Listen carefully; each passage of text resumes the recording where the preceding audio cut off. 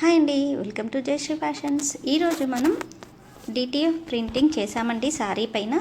శారీకి ఓవరాల్గా border ఇచ్చేసాము. Border వచ్చేసి 9 మీటర్స్ ఉంటుందండి. ఈ శారీ ప్లెయిన్ బార్డర్ వచ్చింది, దానివల్ల మనం డిటిఎఫ్ ప్రింట్ ప్రిఫర్ చేసాము. చాలా డీసెంట్గా అయితే ఉందండి, చాలా బాగుంది లుక్ వైజ్ కూడా.